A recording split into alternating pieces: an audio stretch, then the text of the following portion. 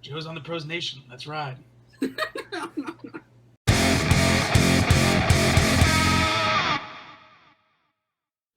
Ladies and gentlemen, welcome to the first ever recorded episode of the Joe's on the Pros podcast.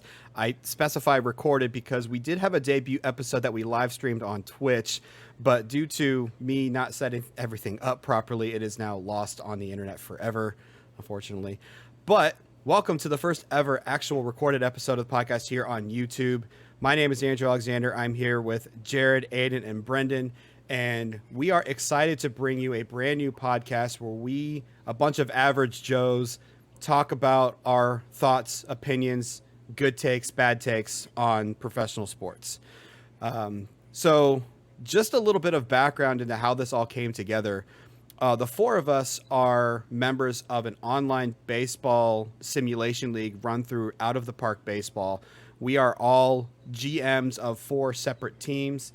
I GM the Cardinals, Jared GMs the Reds, Aiden the Braves, and Brendan the Orioles. And all four of us started making our own podcast for the league itself. And we've all had so much fun doing that we were like, why don't the four of us come together and talk about real life sports, because we all have opinions about real life sports as well. We don't want to limit ourselves to just our fantasy baseball universe that we all are very passionate about, but we want to take our passions elsewhere. We love talking about sports. We love discussing. We love arguing about sports. And we decided to bring that all together and make a podcast. And we hope that you all enjoy this. And I will stop talking and let you guys say whatever you guys want about how we're going to start this journey off. I know it doesn't really, not a really good segue. We were ready for it. We're professionals. Yeah, totally ready for the question that I didn't tell you I was going to ask. Yeah, well, I mean, if you think about it, Jared and I are professionals in this industry, in a sense. True. That is true. You want to speak to why that's the case?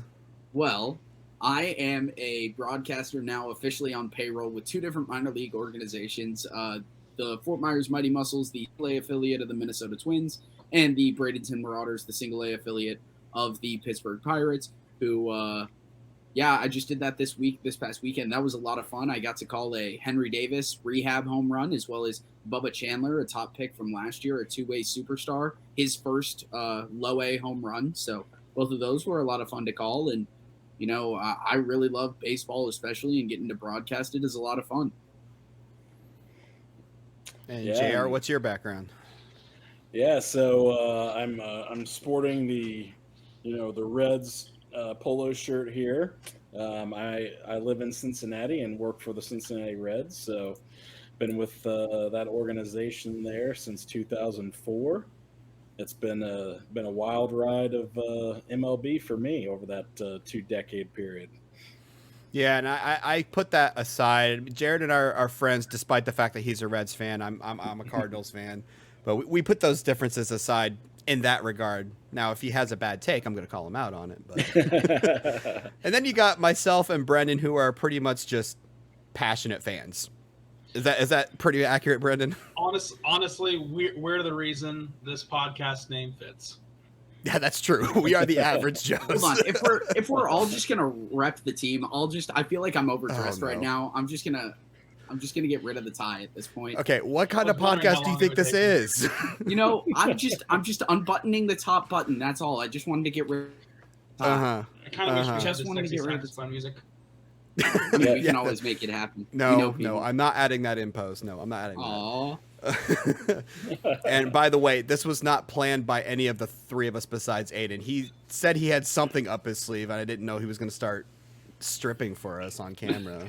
This is not supposed to be an R-rated podcast. Hey, I got to earn us the money somehow, all right? Someone's got to do the heavy lifting here. Oh, that's what JR's here for. He's the sexy one. Yeah, anyway, enough about us being complete idiots off the start. I mean, I guess that's kind of one of the reasons why we came together, because we all are idiots, but except for Jared. So Brendan more than the rest of us. Yeah, well, that's the you said yes, Mr. Striptease. So one of the main topics that we want to discuss tonight all four of us are very avid baseball fans. We also, the four of us, really enjoy football. I would say, I don't know, I'm speaking for myself here. I enjoy the NFL more than college football. I don't know if anyone else has a different view than that. I enjoy watching college football a little more, but I actually support a team in the NFL. I just think, we'll talk about this a little later. College football, there's more excitement because, you never know what a team is going to do because every year there's roster turnover with the transfer portal and everything. There's more roster turnover, and especially for me, just recently out of high school, I got multiple buddies who are playing D1 college football. So getting to see them on every Saturday, and that's pretty cool. For me, I enjoy football for strategy, not spectacle.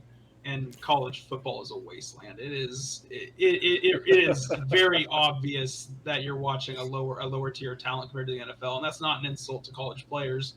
I much prefer watching the more intricate game of the NFL. Hold on. That's just a straight up bad take. You know how intricate you have to be with college football? There is a point where you have so many players and you have to make many more strategic. Hold on. College? You have to make so many more strategical decisions. NFL. You have 100+ guys on your roster. You have to figure out who the 11 best to have on each side of the ball is. And play calling is a whole lot more difficult in college, I think, than the NFL. The talent is so spread thin in college that it really doesn't take that much strategizing if you're just the better team talent-wise. Like Nick Saban, how much strategizing does he actually have to do against teams before he gets to the playoffs? But don't get me wrong. Don't get me wrong. It's football. It's a game of strategy no matter what level you're playing at. It's just there's a massive gap between where college football is. D1, SEC college football, and the NFL. It's a massive difference. I don't think there is. But then how come so many players come out of college football and absolutely excel at the NFL level? Because here's the thing. Because Nick Saban, there's hold on. Nick Saban can take. Who can do that? There's maybe 15 players overall, like in a conference who can do that. Unless you're the SEC, in which case there's they're taking the elite talent from college and adding it to the NFL. Right, but here's the thing. You can be an elite team, you can have it, but here's a great example of it. You remember when Appalachian State, I think it was, who did they beat someone Michigan. big? They won at Michigan, yeah. Yeah, they won at Michigan. And you know what? Appalachian State was not the better team as far as talent, but they had a better strategy and better execution of their strategy. There was more strategy. It has nothing to do with the overall sport. I think you're just picking something to want to argue about early so you can set the tone the way you want to set it. Let me just give another take on that. You know why that was such a big deal? It's because it rarely happens in college football where a team like Appalachian State upsets a team like Michigan. In the NFL, upsets happen every week. In college football, it was such a big story because it was such a rarity in college football. But in the NFL, is there really a such thing as an upset when you're paying players as much as you're paying them? Oh my Lord! Yeah, when Jacksonville or Texas are involved in any game. Are there really such a thing as oranges if you have apples? That's not even a good comparison. What separates college football, though, is that when Jacksonville beats the Buccaneers, it's really just another week at the end of the day. I mean, that there's no ginormous celebration. There's no, people going crazy for a week. It's not necessarily headline news all over the place. The emotion in college football is what makes that special. And dare I say it's a better atmosphere? Dare I say it's a better atmosphere when it comes to fans and everything like that? That I can agree to, yeah. You don't see NFL, like a week 3 game, have 70,000 fans the way Georgia versus Florida does in Jacksonville every year. However, you're watching a much more inferior product on the field. Yeah, there's differences when you're talking about on the field product versus passionate fan bases. I don't think it's as inferior as you believe it to be. How much of the lower level of Division One do you watch? Remember the Browns were 1-1. I mean, seeing as how you take that team against Alabama when they were dominating at that point in time, they win 50-10. Like, that's what I mean by inferior. I disagree with that. The best college football team ever would get crushed by a bad NFL team. I disagree with that. Oh God, you don't. All right, let's move on. Can I Let's mute move him? on. But it's not worth listening to at this point. No, but as you're saying, how much No, low-level you're just not Division worth One? listening to. Hold Let's on, move I'm- on. Let's move on. Let's stay on topic. Shut up for a second, Brennan. Let me. So, about how much low-level Division One do I watch? I have two of my buddies who played at the high school I attended. One of them plays at Marshall. One of them plays at Central Michigan. So I watch a fair level of lower level D1 college football. I'm also a big FBS fan because I have a soft spot for Elon, which is a D1 FCS program. So I watch a fair amount of FCS football, as well as go North Dakota State, go Jackrabbits. Okay. I mean, that's fair, but can you say that the product on the field is anywhere close to NFL? Not the lower level of Division One, but I think the higher level of Division One is. Okay, so most of the time, higher level Division One are playing those mid to lower level Division One football For the first 3 games of the season until you get into 7 games of conference play. I mean, you can't even say teams like Vanderbilt are quality teams.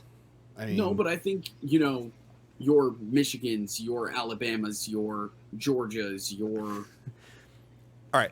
They're You think at a high the level. entire SEC, like first team All-American squad, right? That's your perfect best case scenario. It's nowhere near an NFL roster. Because best case scenario, they're all rookies at the NFL level, right? Yeah. You're getting a team of underdeveloped But players take- compared to the rest of the pros. So here's my summary of college football every year. And this is just me as my fandom who I don't have a horse in a race. I don't follow a college team. I just want to watch some good football.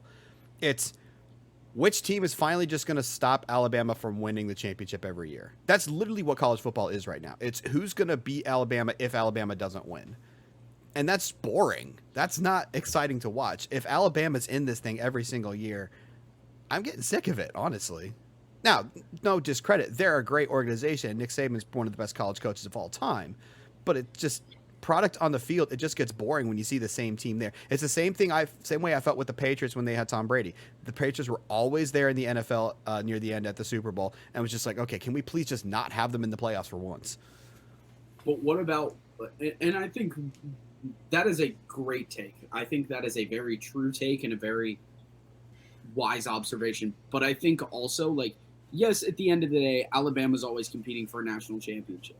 But I think college football may have even more dedicated fans than the NFL, to the point where even a matchup between a Florida State when they're both not great, or a South Carolina versus Clemson, or anything like that sort of rivalry in Alabama versus Auburn, there's always a chance. And I feel like, yes, we talk about any given Sunday, but in the grand scheme of things, you losing one game is not going to be the difference between, if you go 15-1 versus 16-0, now 16-1 versus 17-0, you're still the number 1 seed in the playoffs. However, in college football, if Alabama gets upset by an unranked Auburn team, that plummets their stock for the national championship for the playoff. So I think there's more on the line, which makes every game more exciting to watch.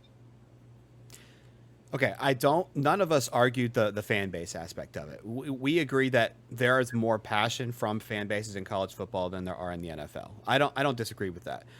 But I think the fact that you don't have NFL teams going 16-1, 17-0 every year shows that there's a better level of competitiveness at the NFL than at college football. The reason why, if you lose one time in college football, you might not make the playoffs is because there are so many teams that are going to go undefeated or one loss because their schedules are easier. There's less competition. There's a lower product on the field because it's easier for those top level teams to win that many games. I mean, you even see it we talk about the SEC. You even see it in the SEC when Alabama rolls up to play Vanderbilt. If they don't win by 40, you think something weird happened. That's not exciting to watch. I think right now that's the case, but I think in the next 5 years, when NIL is continuing to be what it is, bring that up. We're going to see a lot more of an even playing field across the board. Maybe, and I'm all for that. That may improve the parity around college football, but it will not improve the fact that again, it won't improve the for me, talent level I overall. like watching professional players because professional players are better. It's amateur sports, and that's great. It's awesome. It's fun to watch, but I enjoy watching professionals.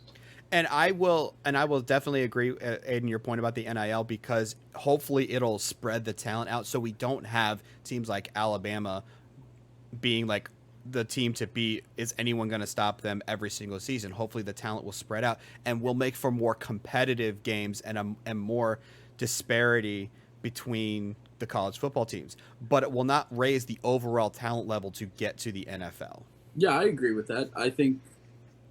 I also think that, you see some of these guys who are 4-stars or 5-star recruits coming out of high school who go to Alabama or Clemson, but they're 5th string behind these guys. Now what I think is you might see more of these guys who were higher level in high school get to that higher level of a draft just because they're now not, only playing one college football season. They're getting a chance to play 3 college football seasons or 4. And I also think, the NFL has talked about getting rid of you can only have to play 3 years. They're talking about having to make it you have to attend all 4 years. There's been some conversations about that with Roger Goodell. He brought it up in last year around draft time. And so I think the fact of the matter is that if that happens, we could be seeing, yes, while the talent level isn't going to improve, we're going to see more of these names that were talked about. We're going to hear more conversations about more teams. And I think in 5 years, we could see like a Vanderbilt and a Georgia Tech, a USC and a Utah in the college football playoff. I think within the next 5 years, we're going to be talking about each year. It's going to be 4 different teams coming in. Maybe occasionally a team gets in 2 or 3 years in a row, but not at the rate that Clemson, Ohio State, Auburn, or Alabama, Georgia, Michigan, all those 5 teams are always up there. Now would be a really good time to segue into some pick'ems. Actually, that's true. We were going to save this for our last segment, but one of the things we're going to do on this podcast is we are going to pick a handful of games every single podcast, and we are all going to give our predictions for them. We're not going to do it like the over under, not over under, the spread. Yeah. See, I don't know anything about sports betting, so that's why I don't know these terms. We're not going to talk about the spread. We're just going to do straight pick 'em, and we're going to keep track of these across all of our podcasts. We're going to keep a standings, if you will, of the 4 of us in our picks to see who is better at picking, and we're also going to keep track of this per sport. And this upcoming weekend is the official week 1. We had week 0 last week, which doesn't even make sense to me. I don't know what the heck's going on, but everyone called it week 0. But week 1 of the college football season is this weekend, and we've selected 4 matchups that we think are some of the best games of the weekend. And we are going to give our predictions for these games, and we would love to see hear what you all think about these games in the comment section below. So make sure you put your picks down there below as well. But the first one we're going to talk about is the only matchup that we're going to discuss that has a team that's unranked, but it's a team that could potentially be ranked very soon, especially if they win this game. And that is number 7 Utah traveling to play Florida. And I'm going to let Aiden speak on this because you live in Florida, so you might be able to speak to Florida better than any of us could. Yeah, so I don't support a specific college football team, but this is a really interesting matchup. Florida going into their first year with Billy Napier underneath the helm, former, I believe he was at Mississippi before this. Mind you, according to ESPN, and that's where I'm getting a lot of my information from, according to ESPN, the spread is Utah is a 3-point favorite, which really in college football, you get about 3 points if you're the home team. I know you guys don't understand it necessarily, but it's still there. Home field advantage, right? Exactly. So you basically get given 3 points automatically. So Utah is really favored by 6 points, but only 3 points.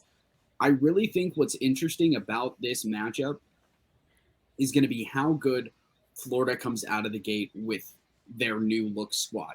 You take a look at Florida, you take a look at what they're doing. Utah, no doubt, is a good team. They beat Oregon last year. They played against Ohio State in the first round.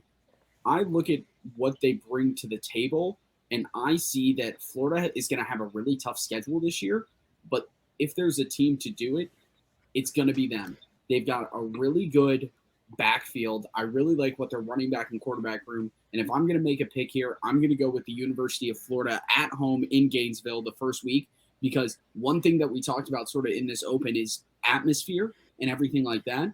And the Swamp is one of the hardest places to play, and the humidity and the heat of Florida that you're going to face coming from Utah and the elevation difference, Utah is going to struggle out of the gate early here against the University of Florida.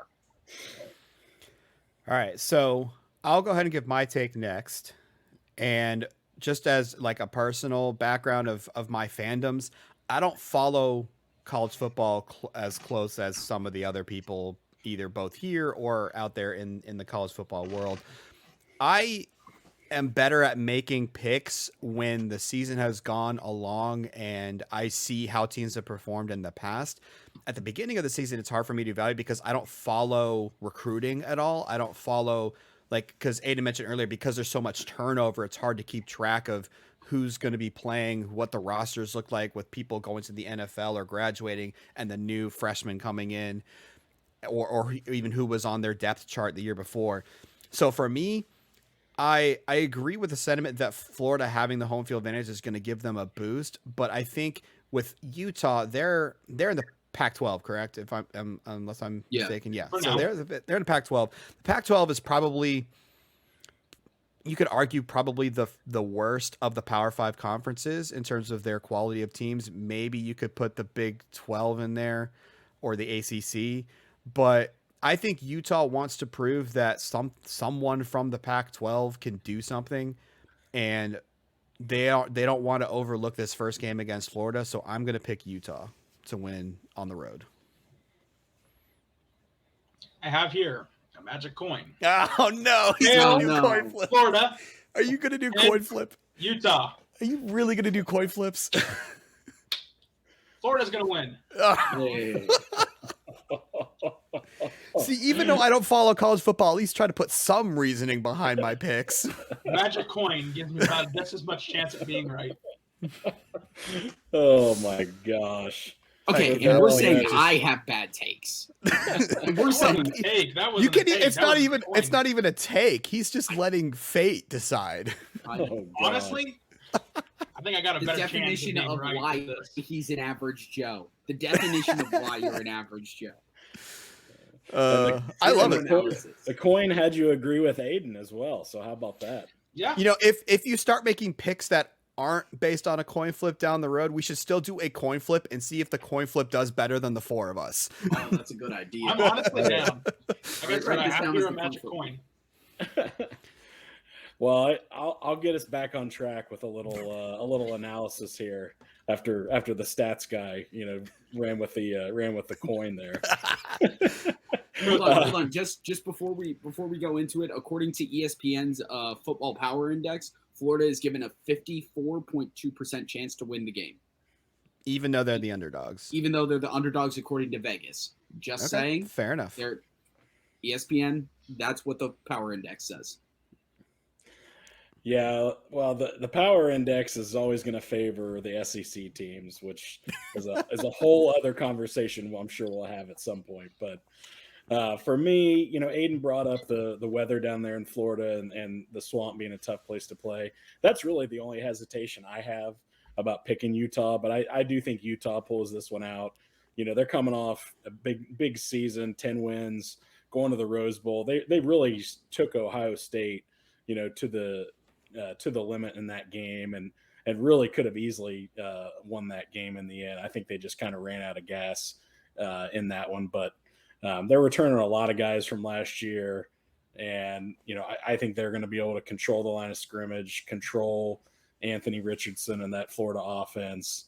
And I think they're listening to a lot of the people saying, they can't go across country and beat an SEC team in SEC country. And I think Kyle Whittington's going to have that team ready to play.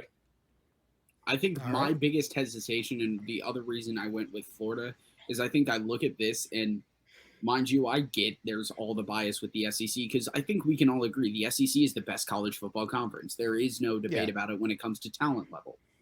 But I think the biggest thing for me is that Utah did play a tough schedule last year, and there's no denying that. However, I think what the fact of the matter is that Utah struggles against SEC teams when they've played them in the past. Even if they win, they've never been good wins. And I think this thing for me is that you take a team in Utah who was very, very good last season, but Billy Napier, in every report coming out of the University of Florida camp, has said that this is a new look squad, a squad that is ready to play, and a squad that can compete in the SEC this year. And that's according to multiple reports, not just ESPN. You've got CBS Sports saying it. You got a lot of different places saying it. So I think what the fact of the matter is that Billy Napier really brings a lot to the table, and you can't underestimate what a head coach does at this level. And I don't think you can underestimate what he brings to the table. And he's a much better coach than anyone who has been there at Florida, probably since Urban Meyer. Yeah, I think what we need to do right now is start sponsoring the official Joe's on the Pros drinking game. Every single time Aiden says the fact of the matter is, you will be hammered 20 minutes into the episode. I counted like 3 during that spiel. I think all of us have our own phrases. We just know what Aiden's is. Yes. Comment down below if you figured out what each of our phrases is so we can pick up on them. All right, so JR, what were you about to say? No, I was just going to say, I mean, and when a new coach comes in, you're always going to have a honeymoon period where when you're practicing against your own squad, everybody's going to talk really highly about that. And, a lot of times you get a kind of a break-in game where, you can come in and your first game really work out the kinks. They got to work out the kinks against a top 10 team that's coming off a 10-win season. I just think they're going to struggle, getting on the same page early on. Yeah, and like I said earlier, it's really hard to put all of these teams on paper because of all of the roster turnovers that college teams have. That's why at the beginning of the season, it's really hard to predict these games because you're going off of practices, you're going off of recruiting, scouting reports, and stuff like that. So once we get more into the season, it'll be a little bit easier to figure out what teams are for real and what teams aren't. Of the games that we're talking about, I think this is the second closest game we see, and I think it's going to come down to a late touchdown or a late field goal. I think both of these teams are going to come out strong and scrappy, and I think what it's going to come down to is which defense shows up. Fair enough. All right, moving on to the next one because we spent enough time on that. We got number 23 Cincinnati traveling to number 19 Arkansas, another SEC team, facing off against. Are they ACC now? Cincinnati? No, they're AAC, the AAC. American Athletic Conference. Same conference as UCF, USF, Eastern Carolina, a few others like that. And in basketball, Wichita State. Actually, you always have to throw in your Kansas stuff in there, don't you? I do. Go Shockers, baby. All right. Who wants to talk about this one first? Why don't we let the resident Cincinnati veteran take it? Yeah, I can talk about this one. The Bearcats last season. I've never necessarily considered myself a UC fan in any sport, but as a Cincinnatian, I like to support them when they're on a roll. And last season was a magical ride for that group, and I know everybody was all disappointed, when they came up short against Alabama there at the end. But great season by Desmond Ritter and company. And I know, Luke Fickell obviously is looking to build on that and not have that kind of be the end of the run. In this matchup, I do find it as a pretty good early season test for them. Their new quarterback, Evan Prater, seeing what he can do. But I think Arkansas, with some of the returning guys they still have a strong offensive line, a real kind of rough and tough team. And UC suffered a lot of losses from last year's really good defense on their side. I think, Arkansas bringing back their quarterback, KJ Jefferson, being able to run the ball and kind of control the line, being at home. I think they're gonna be able to take this one, but I think UC will keep it pretty close for most of the way. I found JR's strong at the line, pushing the line. That's JR's quote. hey, but the trenches are the most important part of football, no matter who you ask. The O-line and the D-line is the most important part. And I think segueing off of what you said, JR, Arkansas, the only reason they're ranked 19 is the SEC bias, I believe. I don't actually think they're the number 19 team in the country. But at that same regard, I don't think Cincinnati has enough. I think they lost too many key pieces. And I think, to be completely honest, last year was a Cinderella season for them. Similar to the UCF of, what was that, like 2017 when they declared themselves national champions? Love that story. Yeah, love that story. But so I think it's similar to that. I think Cincinnati is a good football team. I don't think they're a bad team. I do think they take a step back, however. I do think Arkansas takes it, but it's going to be a close game. And I think because of how close it's going to be, Arkansas may drop a few spots. And I think with some of these other matchups we're going to talk about, it may cause Arkansas. I think by week 3, Arkansas is out of the top 25. All right, I just have to make this point. That's another reason why I don't really like college football as much as the NFL, is that you can have a bad win. In the NFL, it's just win or lose. It doesn't matter. With college football, you can have a bad win. Like you just mentioned, Arkansas would win a close one over Cincinnati and end up potentially dropping in the rankings. And that a good loss or a bad win, I just hate those phrases. So that's one of the reasons why I like NFL over college, for that reason. I understand why you have to do that because of the way the rankings are, because you aren't playing the same teams that everyone else is, but it's just those phrases just annoy me. But in terms of this game for me, again, I don't really know much about the teams other than I know I was rooting for Cincinnati hard last year against Alabama because, as if you guys can't tell already, I can't stand Alabama. It's like I don't have a team, but I know what team I'm rooting for every week if they're playing Alabama. Let's just put it that way. So for me, I really enjoyed watching what Cincinnati did last year. You can see how far they fell in the rankings, losing people like Ritter. I want to think that they see this ranking at 23 and be like, we want to show that we can be up at that top 4 spot again and make the playoffs again. And I think this is one of those, they have to take advantage of this SEC matchup. And I think they're going to pull it out against Arkansas. So Brendan, Here comes the coin. And then what is the coin flip? Arkansas. He doesn't have an analysis. Cincinnati. All right. I said at the beginning, I could care less about college football. I enjoy watching it if it's on TV. I could not tell you five players on any team right now. So does that mean the standings are going to show Aiden, JR, Andrew, and the coin? Honestly, sure. Why the hell not? Make sure as long as it's called Brendan's coin. For the college football standings specifically, because we're going to do combined standings across all the sports. Brendan's coin. Brendan's coin. All right. Brendan's coin. Next matchup is going to be a great one. Number 11 Oregon taking on number 3 Georgia. These last 2 games are some exciting games to watch. Here's a funny story about this specific matchup though.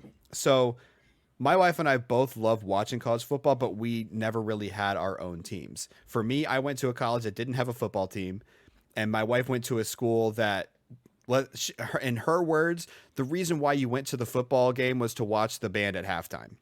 So we didn't really have a college football team that we follow. So what we did was we took all of the Power 5 conferences and we chose a team from each of the conference to root for. And then we could potentially have like rivalry matchups, and we have games that we could choose what games we want to watch based on who our teams are. This is a matchup of 2 of our chosen teams. The Pac-12 team, I chose Oregon, and her SEC team was Georgia. So for that reason, I'm picking Oregon. I can't fault that logic one bit. Nope. Not when you have the coin flip. It's better than your coin flip logic. I mean, what do you want me to go? Oh, yeah, the Georgia. Well, let's see. Bulldogs are definitely tougher than Ducks. So that wouldn't be better than that's what else I got. It's the coin or that. All right. No. We need him to do the mascot heads. Yeah, the Lee Corso mascot. Lee Corso mascot. Right. I'm down. The coin. You flip the coin Oregon, and then you reveal what the coin said by Georgia. hitting the mascot head. All right, what is it? Georgia. All right, it's Georgia. All right, now we'll let the people who actually know more about college football than me and Brendan to discuss. So here's my thought on this. All right, I'm going to go to ESPN first for this one. According to ESPN, they give Georgia a 91.5% chance to win this game. According to Vegas, Well, I'm screwed. Georgia is a 17-point favorite. For an 11-3 matchup, gee whiz. Look, I think Georgia is overrated. Don't get me wrong. I don't know how good they're going to be this year, but they're going to manhandle Oregon. Like, this is not a 3-11 matchup in the sense of a 3-11 matchup. This is very much a Georgia is going to manhandle Oregon, and by the second half, we're seeing Georgia's third-string players in the game. I'm changing my light to green. Go Oregon. And Go you know Ducks. what? I think when all is said and done, Oregon is going to be a top 10 team in the country. I think they're the team that wins their conference, but I think Over you're Utah? not going to be able to over Utah. I think Oregon's a better team than Utah. But I think at the end of the day, Georgia and the SEC are going to eat. Yeah, I think it's funny that you mentioned that, Aiden, because what I was going to say was similar to those lines, where I think if this game were played a month from now or 2 months from now, I think it's a much closer game than what it is this weekend. I think by that time, because Oregon, again, they've got a new head coach who actually was Georgia's defensive coordinator on their national title team last year. So, you've got a little bit of a tie in there. They've got a new quarterback, Bo Nix, who actually was from the SEC from Auburn. So, I think this is another case where, if Oregon is playing this game against them in a month or a month and a half, I think they're able to keep this game a little bit closer because Georgia has lost a lot of talent from their team. I mean, if you watch the NFL draft, you felt like you saw a Georgia kid picked like every 3 picks. There's so many guys drafted from that national title team, but with Stetson Bennett back again and still plenty of talented guys on that Georgia squad, plus playing essentially a home game on a neutral field at the Georgia Dome, or at the Mercedes-Benz Dome, whatever we're supposed to call that. I have to think Georgia takes it running away after a close first half. To be fair, the main reason I fully expect Georgia to win, I just have to pick the team that I'm rooting for. I have the rival with my wife now, so I gotta support the team that I chose. But This is, I think, of the 4 games we're talking about, this is going to be the biggest score discrepancy. I think we're talking about Georgia by at least 3 touchdowns. 3. Whew. Even with all the talent that Georgia lost? Even with all the talent, they recruit. Here's the thing. The SEC and specifically SEC. Georgia recruit so well. And Kirby Smart is one smart dude for I understand the pun there. But you're talking about a team that, even though they lost a lot of talent, they recouped even more talent. And I think like JR said, there's something to be said about a new quarterback, a new head coach, in a new system. You're also playing in Georgia. It's a tough place to play. Even though it's in a neutral site, it's still it's not neutral. It's not neutral. No. Yeah. Let's be real. I put neutral site in air quotes. Char quotes. All right. char quotes, exactly. Yeah. All right. And our last matchup is Notre Dame, number 5, versus number 2, Ohio State. Before we give the analysis, just so everyone is aware, in case this influences your pick, Ohio State has an 83.5% chance to win, and Ohio State is favored by 17.5 points. And it is being played at Ohio's stadium. It's not a neutral site game. Correct. So now that we have the numbers, I think we should go starting with the chance. Let's flip the coin. Notre Dame. Oh shit. Ohio State. Go with the Irish. The Fighting Irish. I don't really have any analysis on this. I just like saying the Fighting Irish. I'm going to go. Also, I also hate and like that they don't have a conference at the same time. And I think that for some reason, people like when you're talking about the rankings, people put that against them. Like they think that the fact that Notre Dame isn't in a conference is a detriment to them. I think sometimes it means they play a tougher schedule. It just depends on who they play year over year. But I'm going to pick Notre Dame in this one just because I want to see chaos. So I think JR and I are going to take a nice little leap in the standings here. Because if you think we've already admitted that we are not, Brendan and I are not really like knowledgeable about it. Like I follow college football. I just don't know about players and teams. Here's the thing. Notre Dame is always an overrated team. They always start so high in the rankings and fall so hard. I mean, they fall hard, and it's just sad. Notre Dame, their last game that they played, they lost to number 9 Oklahoma State last year. Ohio State, great win against Utah.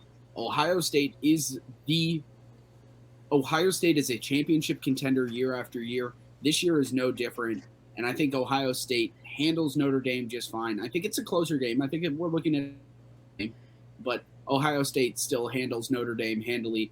And I think if we were talking about this game maybe in a month and a half, like we were talking about Oregon and Georgia, it's a closer game. But coming out of the gate, Ohio State is going to win. Yeah, I think this game is the biggest blowout of these four. I mean, I just Notre Dame. I don't know how in the world anybody could have them ranked 5th or even in the top 10 at this point to start the season. Ohio State has 3 guys who, if they won the Heisman Trophy, would not be a surprise at all. You know, C.J. Stroud and Jackson Smith and Jigba and Travion Henderson, just, you know, oozing all kinds of potential on offense. Their defense should be improved from last year. This one gets ugly early. There's no chance for Notre Dame in this game. I hear y'all's facts and logic, but the coin says the Fighting Irish are going to win. You sound like, was it Adam from Mythbusters? Reject your reality and substitute my own. And my reality is the coin. I don't know. I'm not going to lie here, and this might be pumping Brendan's ego or demolishing it a little bit. It feels good to know something more about something than he does. You know what? I think that's an ego pumper because I came into this saying I knew nothing. So it just makes me feel good. But cool. will it drive you to learn more about college football? Or are you just living in happy bliss? I live in happy bliss. I learned about college football sometime between the middle of February and the middle of April. Fair enough. Which is draft time, right? Which is NFL. There you go, baby. I become a college football expert for those 2 months. Now I would like to point something else. If we were talking about Ohio State versus Notre Dame men's college lacrosse, this is a 1 matchup versus the number 2 nationally ranked team matchup. If you want to talk about things you know more about anyone else, go ahead. Just have your own podcast at that point. I ain't got anything. It was just a comment that these 2 teams are both good at football and also good at men's college lacrosse. It was just a comment. Okay. All right. Okay. Look, I was trying to think of a matchup where they're both good at basketball, but I couldn't think of that. But anyway. Look, at 2 a.m. when I can't, you is playing a replay of their game on you know, sometimes you just watch. All right, fair enough. Because I don't want to watch Quick Pitch for the 6th time that night. Fair enough. All those reruns. All right, so moving on to the actual topic that's going to be the title of this video after 45 minutes talking college football. We have very strong opinions when it comes to Major League Baseball playoffs. And I want to take this in a progression of what the old playoffs were, like that just ended, what the playoffs are now starting this year.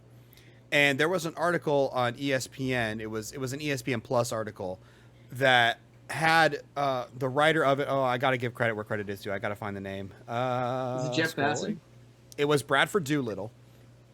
And he talked about what we could do better with the baseball playoffs. And so I want to talk about that in order. So I'm going to give my opinion first. Last baseball playoffs, when you had the 3 division winners and then 2 wild card, I thought that was a great system because it didn't let too many teams in that were mediocre. Because one of the issues I have with the current NFL playoffs is they added in that extra wild card team, and the quality of the playoff games in the first round just dropped. And so I liked the number of teams that were in the playoffs in Major League Baseball before this year. My main issue with it was that you play 162 games, and then the wild card, if you get a wild card spot, your entire season is decided by one game. The entire MLB season is broken up into mostly 3-game series, sometimes 2, sometimes 4, or in the case of these makeup games, Cardinals had a 5-game series against the Cubs last week. You telling me that your playoff run ends on one game after playing a 162-game season? I hated that. And so one of the things I think the new playoffs got right was changing the wild card round to a 3-game series. I think they got that part right. What do you guys think of? Any comments about the old system as it compares to the new one? I feel like I've got opinions on baseball playoffs. So I don't know if you don't want me to jump in here first or save me for last and let the other two guys respond. 'Cause I've got Is this the one where we're going to be here for another 45 minutes just listening to you? Yeah. See, he got to talk about lacrosse for 30 seconds. I deserve 30 minutes of baseball. Hey guys, at that point, I'm just gonna go grab a coffee. I'm gonna go run some errands. By the time I get back, he might be halfway through his range. Start taking notes. Rob Manfred's gonna listen to me. Is he going to do the playoffs are decided by a coin flip? Is that what he's going to do? Yeah. Look, here's my take on it, all right? I have been both on the side of, as a fan, I have been both on the side of, hey, back when it was one wild card team, 2012, Evan Longoria hits the Rays to the American League wild card game. I've been there for that. I've been there when I had to be, a team that had to play in the one-game wild card game and fight for my life. And the Rays went to Oakland and destroyed Oakland in Oakland. I've been the team who wins the division and then waits for a wild card team to get there. So I feel like under the current wild card format, and I think this will be something I talk about later, I like the format I like the format that it was before this season. I think 3 wild card teams is too many. So you're going based purely off of the number of teams that are in the playoffs, not necessarily the number of games that they play? Ideally, and this is what I was trying to say for later, but ideally, I'd like to see it be back to the old system of 2 wildcard teams, and those 2 teams play the 3-game set. I think 3 wildcard teams. That's what I was saying. Yep. At this point, why not just make it a round-robin tournament with all 30 teams? Because you're basically letting the whole league into the playoffs. Now, okay, so when they were going through the CBA, and the reports were coming out where they were talking about 14 teams in the playoffs. I was like, oh my gosh, we're going to end up just like the NBA and the NHL, where pretty much the entire league makes it. We're going to have sub 500 teams in the playoffs. I'm so glad that the Players Association held firm at maxing it at 12. That better be the max. I think it will be because Manfred has 12 teams does not work very well under the current alignment. But Rob Manfred has said multiple times that once Oakland and Tampa Bay resolve their stadium issues, the league will expand by 2 teams. I think. How long is that going to take, though? End of the decade. Tampa's legislation is actually moving through currently in the Florida election cycle as we speak. Well, Oakland's situation needs to be resolved by the end of 2024, and Tampa's situation needs to be resolved by the end of 2027. Those are when their respective 2028. Their current stadiums expire. I'm sorry? The end of 2028. Tropicana Field lease expires the end of 2028. Okay, that's still 6 years from now, though. So we're going to have to deal with these playoffs as they are for at least 6+ years. They jumped the gun. Well, because they had the opportunity to renegotiate it with the CBA crap. Yeah. So. JR, can I get your opinion on this, especially working for, but also being the fan of a team that probably, of all the teams we support outside of probably Brennan, you two are probably the most likely to encounter this situation where me and Andrew's teams basically always are titling for the top spot or the division? I mean, you're talking about this season. Yeah, I'm just saying this season specifically, but in general as well. I mean, last year the Cardinals were a wild card team, so the Rays are a wild card team this year right now, so that's fair. But your teams are consistently competing. Yeah, for the last decade. Yes. Yeah. Yeah, I mean, I don't have any problem with there being the expanded to 12 teams. I don't have any issue with that. I do like, to Andrew's point, the 1-game wild card game was always such a killer. Just it's sort of like in college football where you have the overtime rule, starting at the 25-yard line is kind of, completely different from how you play the whole game. So, for a season that's built on 3-game series for the most part, to come down to kind of one game at the end of the season, that was always kind of tough. So I definitely like being able to incorporate some type of series element to that first batch of games. I think that is something that we definitely need, regardless of how many teams are in the postseason. I think we just found another podcast episode topic, though, because you just mentioned that you think the college football overtime rules are a poor use of overtime, whereas I'm of the opposite opinion, where the NFL rules are complete garbage. I'm with Andrew. Anyway, don't get into this topic. I said it's a future topic. Yeah, it's a future topic. Right? I have held my peace. Now you all shall hear it. Oh, hold on, I'm gonna kick up my feet, and Wait. No, let's make this even better. Hold on. Where's the hot seat? Oh, where's the hot seat? Here, I got you, Andrew. Why is it not working for me? I got you. There we go. Here we go. There you go. Why is it not okay? Working? Oh, I did the wrong one. That's why. This is a problem that does not date back to 2012 when they introduced the wild card game and the 5th wild card team. This is a problem that dates back to 1994. Oh boy. Or in the strike, and it was negotiated that they would divide up into 3 divisions, or rather the season before, but they would divide up into 3 divisions and have 4 teams make the playoffs. The 3-division format is what's wrong with baseball, and that's why we have this discussion about wild cards, and should wild cards be playing division winners, and do we have to have a wild card game? It should be 2 divisions in each league, winners make it, and next best 2 teams. Okay, here's my 7-game division series, 7-game championship series. That's baseball. All right, so I'll bring us back to the group. My question for that is, how do you justify, because right now, currently, I'm going based on currently because we have no idea what's going to happen with teams moving and expansion and whatever. We're currently sitting at 30 teams. So you cannot divide evenly 2 AL and 2 NL divisions among 30 teams because you would have 15 per league. You have to expand. Okay, so your solution is predicated on the fact 15, you have 16, to expand. 14 like it used to be. Why the Astros are in the American League is still beyond me. Because they had 6 teams in the NL Central You and wouldn't have 4 in the 16. AL West. Exactly. 7 and 7 and 8 and 8.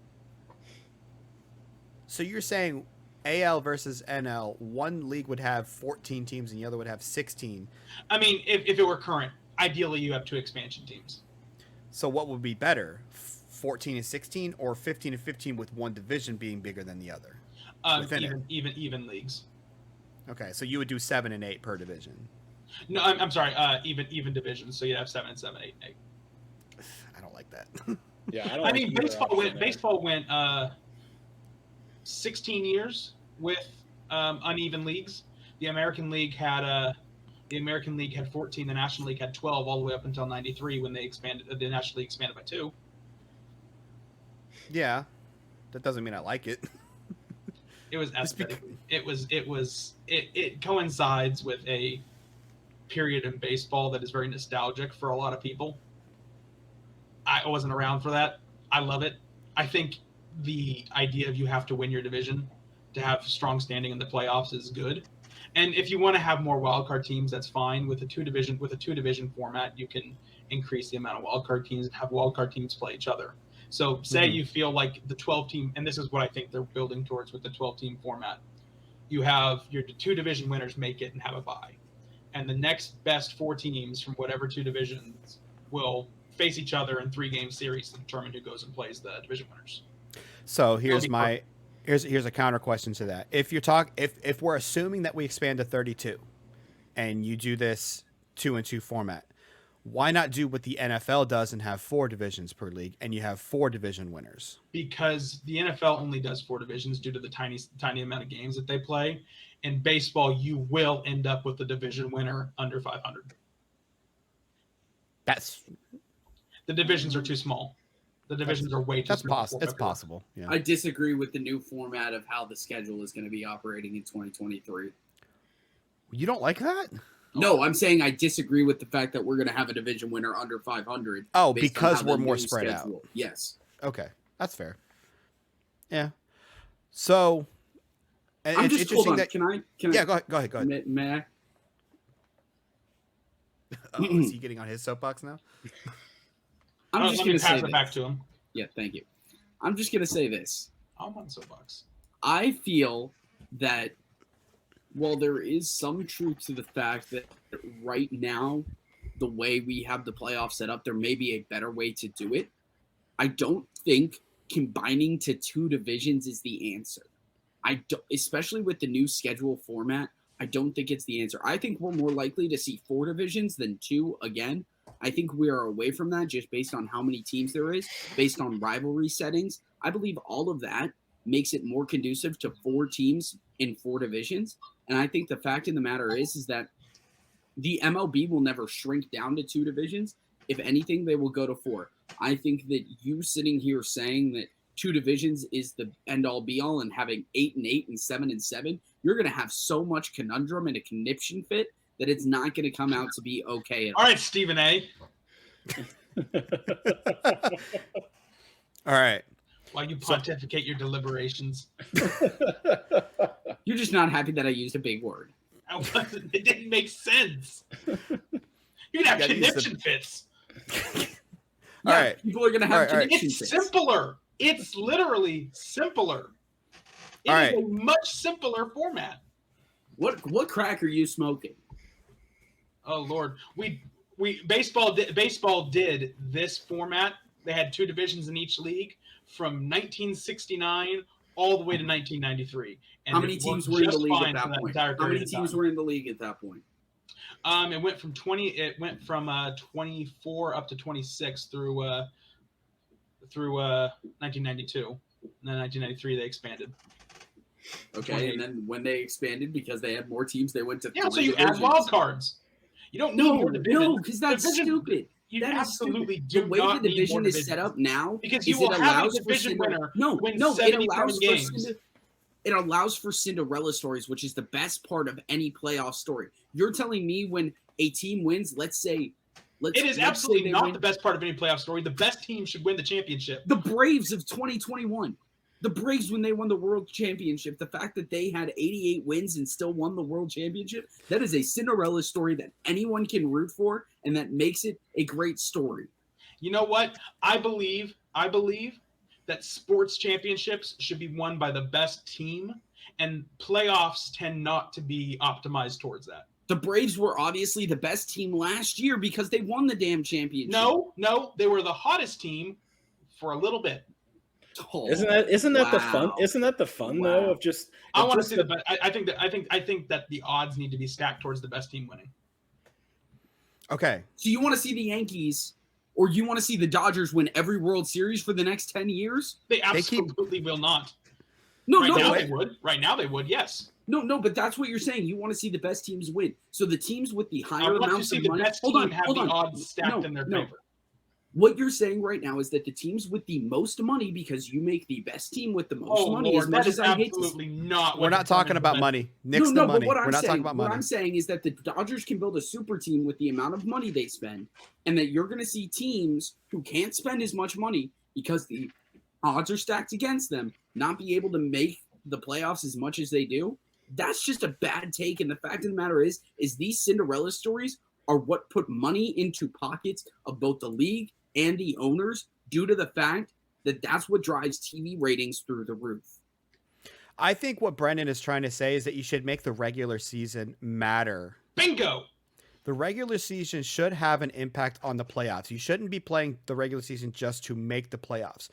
Where you finish in the standings should have an impact on how the postseason goes. You do. It's called home field advantage. Right. But there's got not much of a thing in baseball, or even really pro sports, for that matter. But that's Whoa. But that's the issue with baseball in general, though, right? I mean, in other sports like bye weeks and things of those sort are much more beneficial than in baseball. It's much harder in baseball to give a team more of an advantage in the playoffs. But that's what these new playoff systems are doing. The top 2 teams in each league don't have to play in that wild card round, whereas all of the other 4 teams do. Right, which I think is a Right. great setup and a great scenario. I think the way we're currently doing it is great. However, I'd like to see it just be 2 wildcard teams. I think 3 is too many in my opinion, just because I think, that goes a little bit to Brendan's point of why are we letting everyone make the playoffs at that point? That is crediting the teams who play the best, even in tough divisions. And I think at the end of the day, you're going to sit here and say that. So on the topic of money, real quick, Hold on. Can I finish my? I have to go back. I'm sorry, I have to go. No, back. no. Let me finish my statement before you cut me off. You kind of stopped talking though. Sorry, so. I was stopping talking because Brendan put his hand up like to say something quick. But I think that, in my opinion, when we look at all this and all of it is said and done, these playoffs and the way the format is currently stated is going to be the most exciting playoffs we have seen in decades. I don't know. The COVID year was kind of exciting when we had a bunch of teams make it. Yeah, because we had the only reason that worked was because we only had a 60-game season. That's the only reason that worked. Anyway, the only reason you play 162 games is to separate the good teams from the bad teams. Otherwise, you should just shorten the schedule and have a bigger playoff field, which I don't want. I don't think anybody wants. Now, on the topic of money, real quick, who led the American League in wins last year with 100 wins? Oh, that's right. It was the team that spent no money on their freaking payroll. It's the Rays. Money does not buy you wins. It does help. And he's speaking directly to the Rays fan, Aiden. I know. I had to answer back. I'm pretty sure they led the league in wins last year, but I had to check that before I said it. All right. So I don't disagree with that. Yeah, you can have competitive teams without spending all the money. Oh, I know you can. Teams that have all the money give you teams to root against. Like I actively root against the Yankees and the Dodgers because of it. But anyway, that's beside the point. I want to bring up the points that Doolittle brings up in his article. And he has 2 main topics that he thinks are wrong with the current system of the playoffs. And he gives 2 fixes to those. And actually one of the fixes we've already touched on. So the first issue he has is Brendan's point of 3 divisions. Because you look at the standings right now, the 2 central division leaders, the Cardinals and the Guardians, are leading right now, I believe. Yeah. The 2 central division winners, if the playoffs or if the season ended today, those 2 would be the division winners. They have to play in the wild card round. You are doing the opposite of rewarding a division winner. You are punishing a division winner by making them play extra games in this wild card round. That is one of the main issues with the current playoff system. And as a fan of the Cardinals, I really don't like it because I don't want to play in a wild card round. I don't care if we get to play all 3 games at home. I want to make it further than a team that didn't win their division. Well, then here's my counterpoint to that. Let's say the Yankees win 100 games, the Rays win 95, Cleveland wins 90. Why should Cleveland get more rewarded than the Rays just because the Rays had to play in the same division as the Yankees? Because the way, and this is not counting what's going to happen next year, the way the current scheduling system is, it rewards teams that have lower quality teams in their own division. The Rays would be beating up on teams that are lower quality to have higher wins in order to get there, as opposed to the Guardians. I also want to say that this argument right here is a perfect endorsement of 2 divisions instead of 3. Oh my Lord! That's actually one of the fixes that he proposes is going to a 2 division format. You keep the same number of playoff teams at 12, 6 and 6 for both sides. You have 2 division winners and 4 wildcard teams. The 4 wildcard teams play in the first round of the playoffs, and they go on to. I'm still talking, and they go on to play the 2 division winners. Now you can have your counterpoint. There's no way to make it even, and that's what's going to come out. You've got 15 teams in each league. Other than expansion, no way to make it even. Yeah, but again, to Brendan's point, we've had uneven divisions and conferences across baseball for years. And Manfred has said on multiple occasions that baseball is going to expand. As soon as Tampa and Oakland figure out their situations, we will have 2 teams. Manfred is the biggest joke of a commissioner in any professional sport. That's not the point. That's not the point here. No, I'm just saying that in general, though. I wanted to make that point. I mean, don't get me wrong. It's fair, but Manfred and like Goodell, they get paid by the owners so they can have one face who fans can bash and hate on. They don't do anything. They're a figurehead. They're figureheads for the owners. Yeah. The owners are pieces of shit, but that's a different question. All right. So the other point that Doolittle says that his main issue with the playoffs is that you could have a playoff race where you're looking at wild card teams, and you're going to have 3 wild card teams. You're going to play a 3-game series regardless. There is actually a scenario where you would want to not. Oh, I need to find the specific wording that he says because he actually describes it better. Pros of the current format. Bum, bum, bum, bum, bum, bum. Okay, here it is. So the other real problem with this format is the incentive structure when it comes to getting a 5 or a 6 seed. And he says this year's National League is a perfect example. In the National League, the Dodgers are currently on pace to win 113 games and getting stronger by the day as their injured pitchers return to action. No team is insurmountable in a baseball series, but the Dodgers will be heavily favored against any team they play in October. Right now, the Mets or the Braves will more than likely end up as the number 2 seed winning the NL East. And both of those teams are strong. Then you still have the Cardinals who are pulling away in the NL Central and are on pace to win 94. But let's say we are let's say the Cardinals were an 88 win team, which is roughly the case until the Cardinals started playing really well after the All-Star break. In that scenario, not much different than the actual 2022 National League, the path of the 6 seed would actually be preferable to the 5 seed. And the reason for that is in the first round, you would play the Cardinals, who would be quote unquote weaker than the team that misses out on winning the National League East. That's kind of to your point, Aiden, that you were making earlier. So why would you want to incentivize teams for trying to edge out to the 6th seed to get a more favorable matchup as opposed to trying to fight to get the highest position that you want? And that's where the going to 2 divisions and 4 wild card is a solve for that, because you would already have the 2 division winners moving on to the next round, and then the 4 wild card teams would literally be in order of their best record to the worst record for their seeding. The second solution that he proposes goes along with that, and he says that when you move from the wild card round to the division series round, you should reseed. Currently the playoffs right now, no matter who wins the wild card round between the 3rd division winner and the last wild card, they're going to play the 2 seed no matter what. So in the National League scenario, right now you have the Cardinals playing, I believe, the Padres in the wild card round. The Padres being the last wild card team, the Cardinals being the division winner. If the Padres upset the Cardinals, even though they're the worst seed, they're not going to go play the Dodgers as the 1 seed. They're going to go play the Mets as the 2 seed because they have like a strict playoff format. And that goes with what you're saying, it being more preferable. That's correct. Like if the Rays end up right now. The Rays are the 4 seed because they're the number 1 wild card spot. Mm-hmm. Let's say they face Toronto and beat Toronto, Toronto. I think the last time I checked was the number 5 seed. I can't even remember who's the number 5 seed. It keeps moving. That's competitive, and that's a good thing. Yeah, but then the Rays are going to have to go play in New York to start. But Correct. Let's say Houston, right? But let's say, whoever finishes is the top one. But if let's say whoever beats the Cleveland Guardians, if let's say the Mariners play the Guardians and the Mariners beat the Guardians, by that same token, I think the reseeding makes more sense. I think we see reseeding before we see a move to 2 divisions. And I think that's what makes the most sense. I also would like to have this conversation again next year after we see the new schedule format and see if that helps any of these 88-win division winners. Oh, I believe it's definitely going to help. I also am really worried about teams who are going to have now a 4 or 5 day layoff. Baseball teams don't want layoffs, especially when you're going into the postseason. So that's a counter argument to expanding the wild card round. It is. That's why when I opened my soapbox, I said ideally it's the 2 division winners and 2 wild cards, because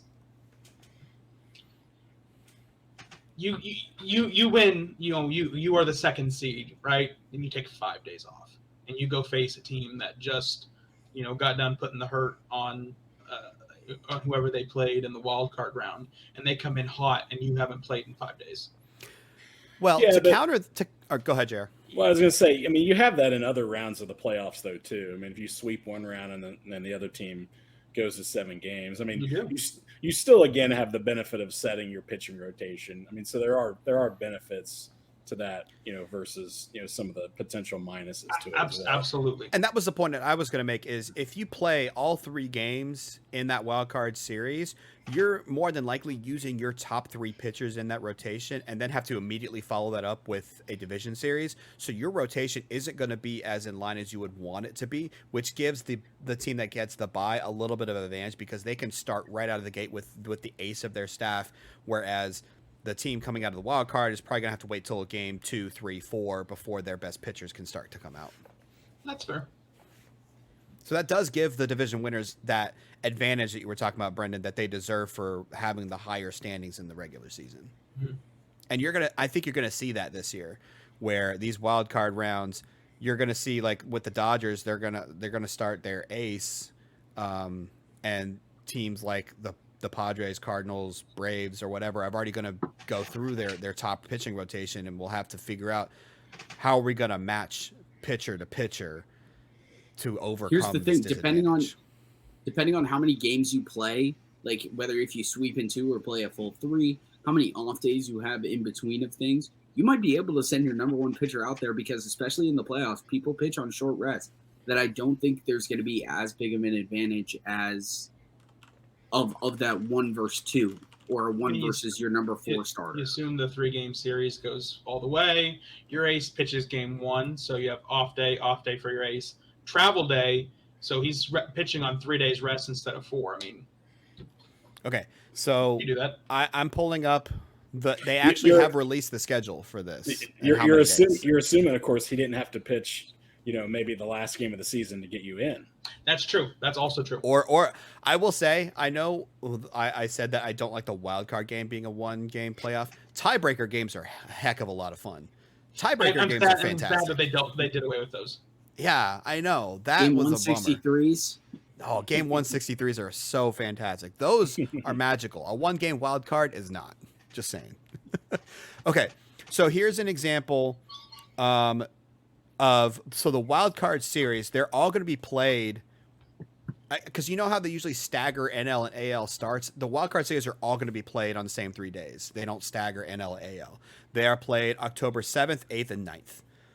The division series will start 2 days later. So you play a game on Sunday, then you just if you play game 3, you play Sunday, you have 1 off day, and then you start your division series on Tuesday. If you are, they play all four game 1 start on Tuesday.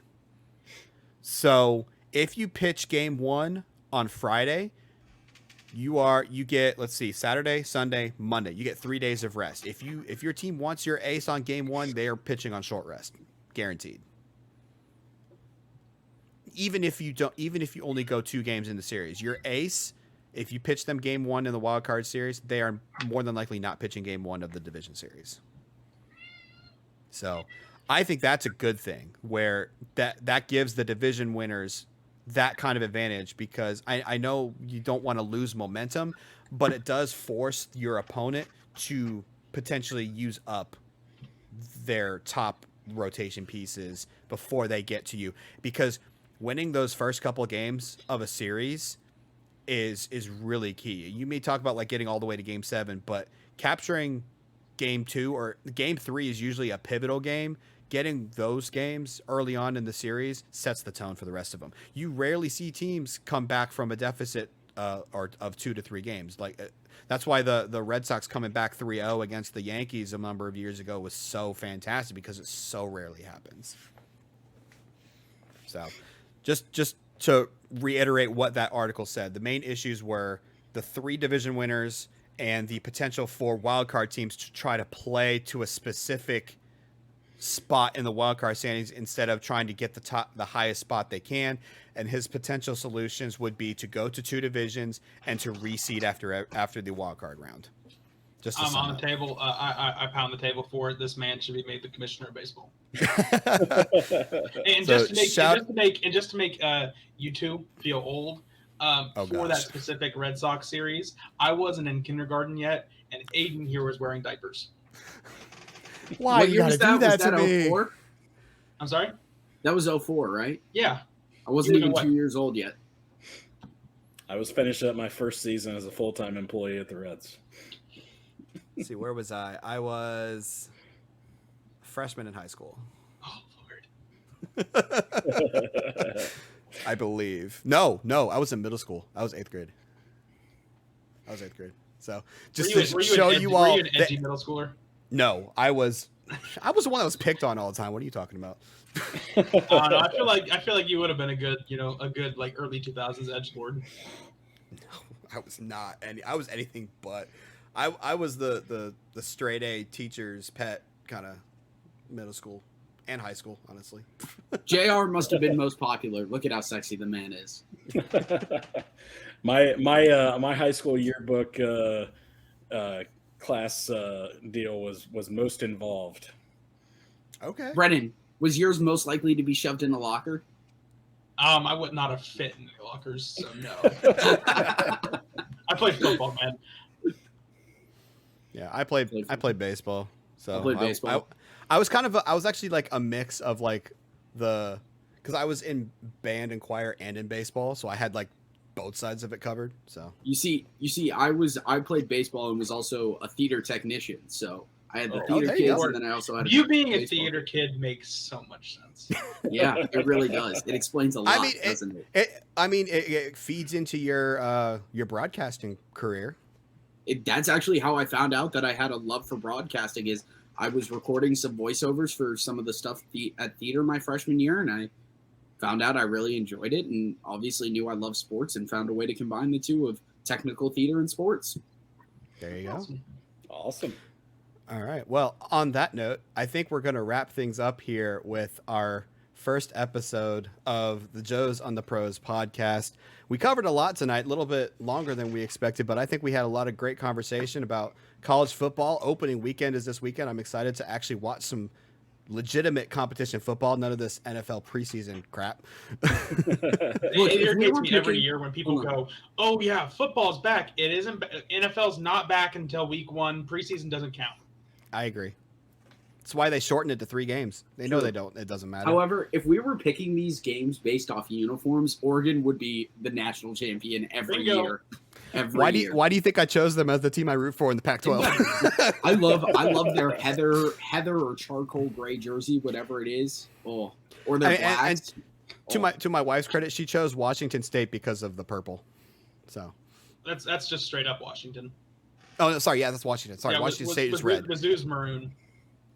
Washington State's maroon. Cougs. Go Cougs, baby. Go Cougs. All right. Well, thank you guys so much for tuning in to the very first episode of the Joes on Pros podcast. Next episode, we will be doing a full 2022/2023 because this NFL season goes over multiple years. We'll be going over our preview of the upcoming NFL season, including our predictions for division winners, wild card, and Super Bowl. Maybe we'll even throw in award winners as well.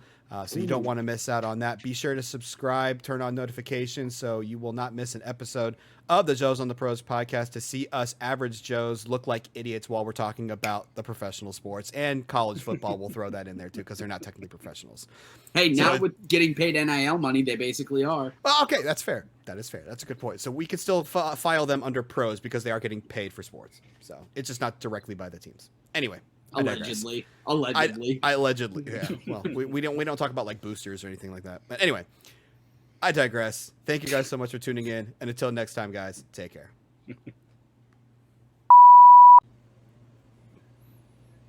Dang it, man.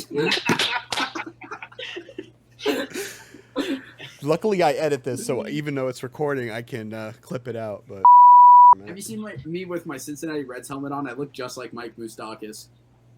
I can't say that I have. I don't think I can see that actually. Hold on. Oh yeah, I can totally see that. He kind of does. Yeah. Hold on, real quick. Don't do anything else that'll make me laugh. Yeah, he does. Yeah, he does look like. You got to get more of the hair right here. Yeah, more of the. And you got to get a little meaner. Soul patch. You got to get more soul patch. Yeah. Dang it. Can't compose myself. Y'all are the worst.